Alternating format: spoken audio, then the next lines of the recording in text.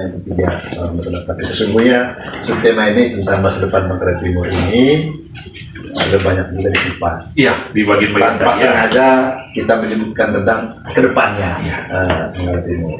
Nah, itu mungkin yang mau disampaikan, dia punya penekanan. Apakah itu tadi yang seperti yang sudah diucapkan, kita ke depan ini apa-apa yang menjadi fokus. Yang misalnya tadi kita menggunakan komitmen kualitas, terus apa yang disampaikan. Terus juga rumah sakit. Rumah sakit ini benar-benar beroperasi. Itu begitu Pak Bisita. Itu yang maksud. Iya. Baik ya, ke depan saya pikir kita bersama-sama kembangan daerah ini bekerjasama membangun Manggarai Timur untuk menjadi baik dari hari ke hari. Untuk saya pikir saya mulai dari birokrasi dulu, dengan lebih profesional supaya masyarakat puas gitu loh mendapat pelayanan, lebih cepat. ASN yang respon setiap ada persoalan, dia respon dengan fenomena atau hal yang terjadi di masyarakat. Itu saya ke depan sudah menjadi tuntutan kita membutuhkan itu. Kemudian untuk pengembangan ekonomi, kita kembangkan beberapa sektor-sektor unggulan untuk mensupport pariwisata. Karena Labuan Bajo berkembang, mereka butuh apa? Butuh kopi, butuh sayur, butuh buah segala macam. Kita ini kemudian ada industri pengolahan yang kita mulai kembangkan. Saya bilang karena begini sektor pertanian, kita sektor pertanian. Biasanya kalau di daerah-daerah yang bergerak di sektor pertanian, pertumbuhan itu gerakannya di 5-5%. Saya selalu membayangin gini kan Pak, kalau semuanya daerah ini 5%, kita posisi bawah nih. Daerah lain juga 5%, ya kita begini terus Pak. Ini daerah yang maju juga 5% Pak. Akhirnya sampai begitu terus. Nah, tapi berarti harus ada kita bisa lebih cepat. Kita main lebih cepat, harus lebih itu loh. Kalau sama-sama begini terus jaraknya. Nah itu diantaranya yang industri hasil pertanian, beberapa kegiatan lain yang tentunya biasanya kalau daerah-daerah yang berbasis pertanian itu gini rasionya, ketimpangannya itu minim Bapak. Beda di daerah-daerah industri di sini ada yang orang pendapatan minim sekali, kemudian ada yang pendapatan gede sekali, kan gitu tuh Bapak. Dan itu sektor pertanian cenderung merata. Itu yang kita tingkatkan. Ada beberapa komoditi khusus yang perlu dikembangkan. Belakangan ada lagi marak nih porang. Ya porang ini udah saya pernah ngobrol dengan ketua DPR. Ya kita nih? Yang bisa kita, selain teman-teman, saudara-saudara kita nanam, apakah kita mulai masuk ke pengolahannya supaya punya nilai tambah lebih untuk orang dan banyak hal lain.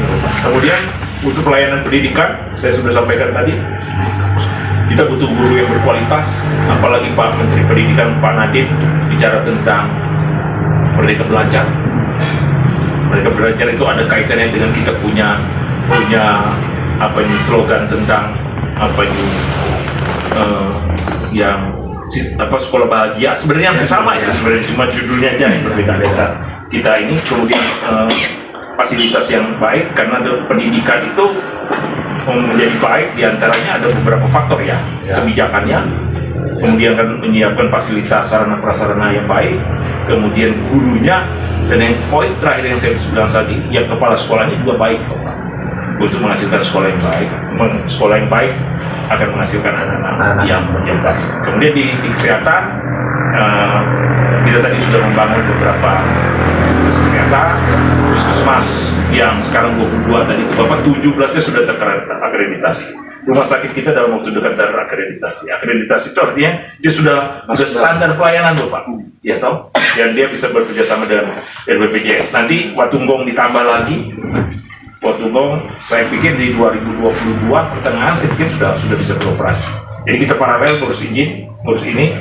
Nah, kemarin saya minta dilakukan percepatan penyelesaian lahannya, penyelesaian perencanaannya, sehingga di awal 2021 sudah mulai bisa dilelang, sehingga punya waktu yang cukup untuk mengerjakannya dengan baik fisiknya. Karena dia dananya besar, kalau nggak salah fisiknya sekitar 30 miliar. Totalnya 45, saya lupa.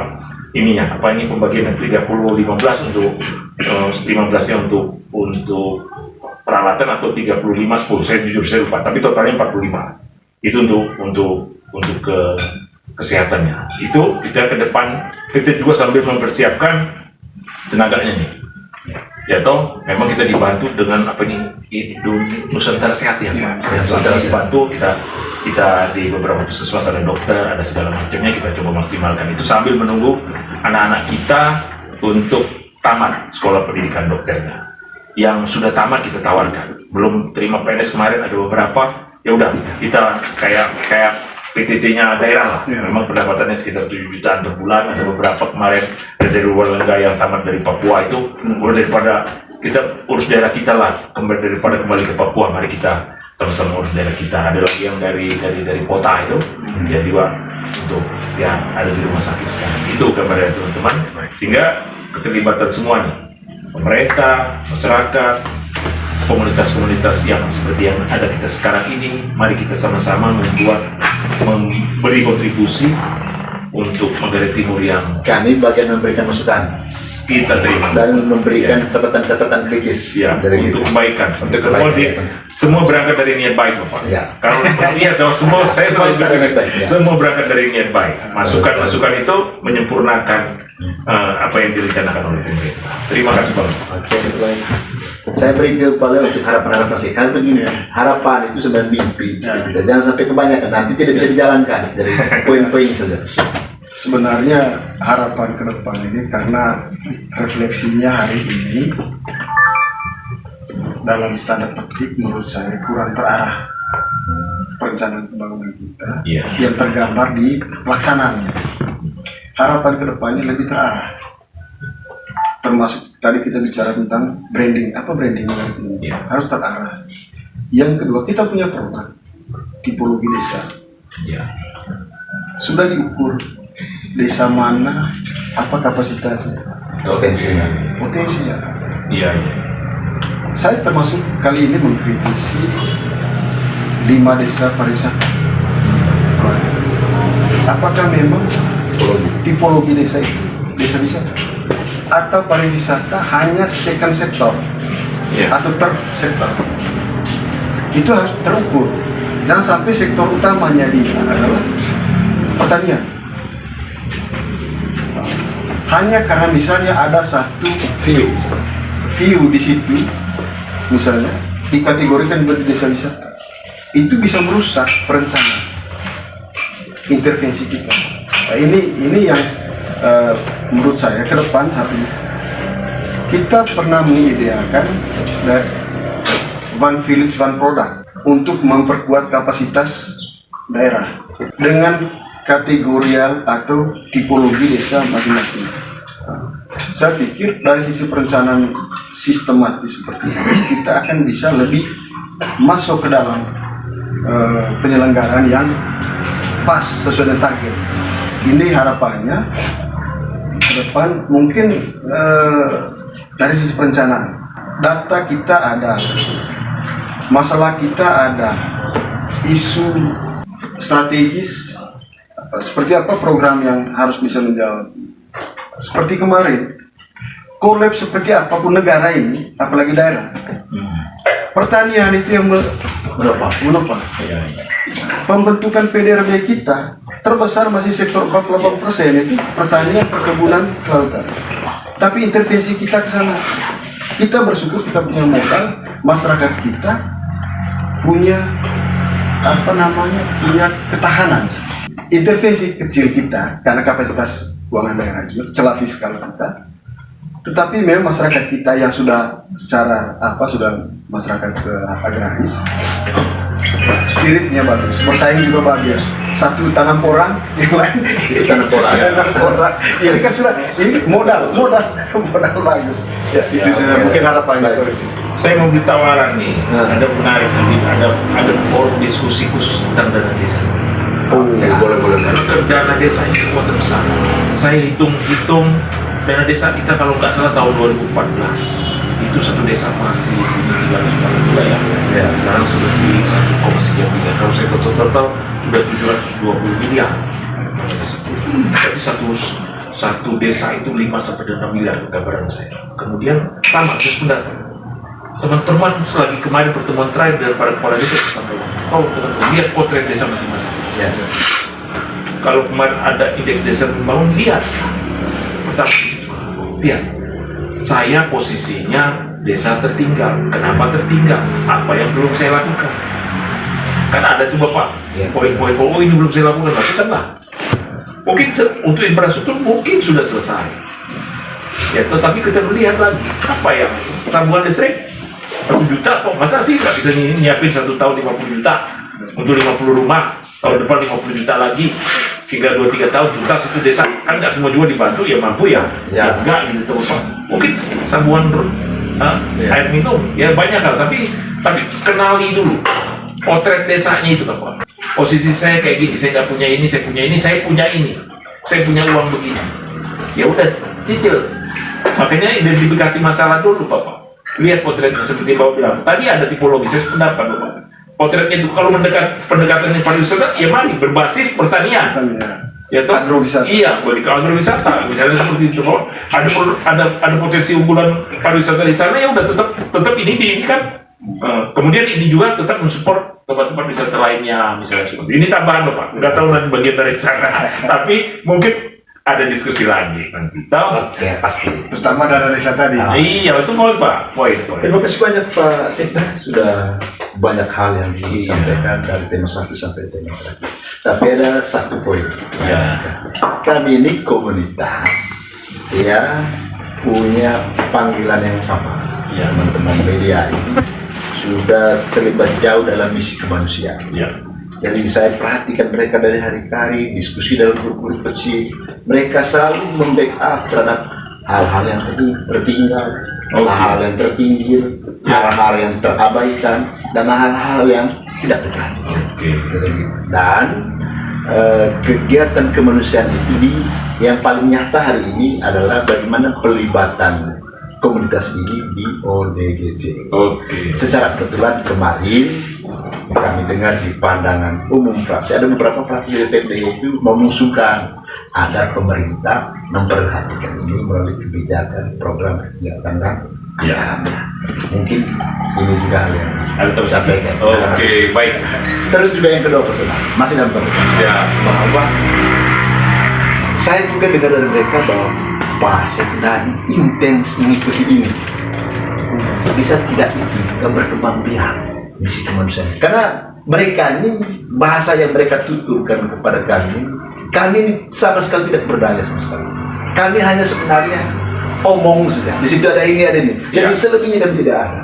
Jadi karena itu kita punya misi bahwa bagaimana kita menghadirkan misi kemanusiaan ini, jumlah anggotanya dari orang-orang yang punya, yang berdaya lah. Karena itu menurut saya konteks kita di kabupaten yang berdaya ini kan hanya yang ada di Lehong saja. Karena itu mungkin ini juga kami mohon dan komunitas kami Pak Sekda gencarkan kampanye misi kemanusiaan yang ada di ASN Lehong supaya makin berdampak, makin begitu. Terima kasih Pak. Untuk saudara-saudara kita yang disabilitas ya, OGDJ itu bagian dari disabilitas. Beberapa waktu yang lalu, 2-3 minggu lalu, kita dengan teman-teman dari Kementerian Kesehatan, Direktorat yang menangani itu, kita punya data cukup lengkap untuk OGDJ. Saya sudah kasih untuk minimal mendapat bantuan obat dan mereka menjanjikan. Tapi bagaimana sih peran pemerintah? Kemarin lewat APBD Perubahan saya minta Dinas Sosial untuk melakukan pendataan ulang warga Manggarai Timur. Karena persoalan DTKS, ya kan itu ada data 2011, 2012 kan, tidak terbaru. Ada yang orang dulu miskin sekarang sudah berubah menjadi kaya karena tiba-tiba menjadi kategori kaya lah ya, jadi atau kategori tidak miskin karena jadi aparatur desa atau mungkin apa. Kita nanti perbaiki. Nah, saya minta waktu itu perbaiki data. Pendekatannya, ya kalau dulu Bapak tugaskan orang ke desa, kasih surat tugas, kemudian lakukan pendataan, dia pulang bawa data minim, Bapak tetap ya bayar lah itu. Sekarang enggak, pendekatannya ya udah dia dapat 10 kakak kali berapa rupiah aja satu kakak, supaya dia kejar itu target. Kemudian ada titip saya sebelah dari luar data format DTKS itu, saya minta dibuat data khusus orang tua, orang jompo, bagaimana kondisinya. dibuatkan data khusus. Saya minta dibuatkan data orang disabilitas. Apa persoalannya? Disabilitas karena apa? Dan OGDJ. Ya toh, supaya kita punya database ini. Nanti ya Kementerian Sosial punya kepedulian kok ini. Membantu orang jompo ada yang tunjangan itu, membantu ini dan ini tiga. Terus dari data pendataan tadi secara umum nanti hasilnya dua kelompok besar loh. Orang yang punya KTP, punya NIK dan kartu keluarga, dan yang punya NIK tapi tidak punya kartu keluarga atau tidak punya NIK sama sekali. Yang punya kelengkapan untuk DTKS ini melaju dia entry di dalam sistem DTKS nasional. Selesaikan ini dulu. Kita nggak dikasih kuota lagi. Artinya bebas. Karena kemarin terancam itu beberapa keluarga kita yang terpaksa harus dicoret dari kepesertaan BPJS karena tidak ada NIK. Ini kita selesaikan. Tetapi bagaimana yang belum punya NIK? Bagaimana yang belum punya kakak? Saya bilang tadi, saya masih ingatkan, ini PR-nya Dukcapil. Anda selesaikan. Kalau selama ini teman-teman Dukcapil datang ke desa A, tidak tahu berapa orang di situ yang belum punya NIK dan belum punya kakak. Sekarang dia sudah punya data. Oh, desa A ada 100 orang yang punya NIK, yaitu si A, si B, si C, alamatnya di mana. Lebih terukur, sehingga nanti terselesaikan lain. Dan ini ada kaitannya dengan hak-hak masyarakat kan Pak. Bantuan sosial seperti kemarin yang pada saat COVID ada yang tidak dapat. Untuk waktu itu pemerintah kabupaten berinisiatif yang nggak dapat sembako, nggak dapat PKH, nggak dapat ini, nggak dapat itu, APBD bagian. Jadi semua dapat. Cuma mungkin bulannya jadi beda Bapak karena beberapa dana desa bulannya diperpanjang. Tapi ada perbaikan data dulu Bapak. Khusus untuk GDJ ya. Itu ada saudara kita, Pak Markus yang sangat peduli. Kami bersama-sama waktu dalam Kementerian Kesehatan kita akan tangani Bapak. Ya, kita tangani. Memang keterbatasan ya Bapak ya. Kita ada juga kita bantuan untuk saudara-saudara kita yang dirawat di Muse. Kita udah 2 tahun ini kita buat perjanjian, nanti kita bantu, itu kita jalankan. Tapi lebih banyak yang di luar nih Bapak. Ya, dan kita awali nanti dengan peningkatan kemampuan tenaga kesehatannya. Karena untuk memberi obat ini perlu kemampuan Pak. Kemarin pelatihannya di UPA, berapa orang yang kita pikir terbatas kemarin, tapi kita anggarkan di 2021 untuk pelatihan. Tapi pelatihannya di sini. Ya. Nah, teman-teman kemarin ada satu dokter itu memang ahlinya secara nasional. Pak Boni, saya siap datang. Nanti datang ke sini biar pelatihannya di sini. Kami pakai biaya kami sendiri, mungkin penyelenggaraan di bawah biaya, tapi kami datang dengan biaya kami sendiri. Nah kalau gitu saya bilang, kita semakin cepat semakin baik. Saya bilang sama Ibu Kadis, usahakan di triwulan 1, jangan juga tunggakan. Ya toh kalau dia bisa triwulan 1 kan berarti semakin cepat dia mendapat pelayanan. Karena gak sembarang ini Bapak. Para perawat, atau dokter, dia perlu pelatihan khusus. Saya pikir saudara-saudara kita itu ya warga Manggarai Timur. Dia punya hak yang sama untuk mendapat perhatian dari pemerintah, apalagi dia punya persoalan khusus spesial untuk teman-teman yang peduli. Memang ini gerakan hati ya Bapak ya, toh ini gerakan hati dalam teman-teman media bantu mengupload berita-berita itu. Saya pikir dari hari ke hari semakin banyak yang tergerak. Ini memang belum semua, tapi saya percaya kita ini punya jiwa sosialnya Bapak. Pasti ya, tergerak-gerakkan dikit lah gitu. Ya seberapa yang kita nggak banyak amat tuh Bapak. Yang ya saya nggak kita mulai lah. Nggak semua melulu diukur dengan rupiah Bapak. Pak, teman-teman mengupload itu udah luar biasa Bapak. Saya tahu dari mana sih kalau nggak dari media Pak. Ya tuh gitu. Uang rencana beli bakso kita geser sedikit gitu toh. Gitu saja. Oke, baik. Jadi terus kita punya satu kerinduan bahwa yang orang tua jompo, terus difabel dan ODGJ, mereka menjadi warga negara yang istimewa. Karena itu diperebutkan mengurusi mereka. Gereja itu sudah sangat masif, sudah jauh kita terlibat. Kami waktu 17 Agustus itu Pak Sekda, kami merayakan 17 Agustus bersama salah satu ODGJ di Bemusulo, dan uskup itu mengutus sekretaris. Itu yang di Goit ya? Yang di Goit. Jadi seperti itu. Dari kalau pemerintah juga sama gereja semua kita terlibat, menurut saya mereka menjadi warga istimewa, warga negara yang istimewa. Itu cita-citanya. Kira-kira begitu. Ya, saya pikir kita sudah masuk dalam penghujung lejong kita di Senggoin Kopi online. Seperti peribahasa yang mengatakan ilmu padi itu semakin berisi, semakin berubah. Mengapa saya ambil ini Pak Sekda? Pak Sekda tadi awal bilang ini bahwa yang namanya koordinasi, urus negara, urus daerah ini selalu dimulai dengan komunikasi. Komunikasi yang baik pasti komunikasi yang sulit, tapi harus punya dasar kerendahan hati. Saya pikir jadi makin berisi makin berisi. Yang berisi itu pasti pejabat, bupati, bupati, sekda dan ASN. Itu pasti mereka berisi. Kan itu tuntutan yang merundungnya pada poin karya pelayan. Saya pikir gini, saya tambahkan, jabatan ini diberikan untuk melayani.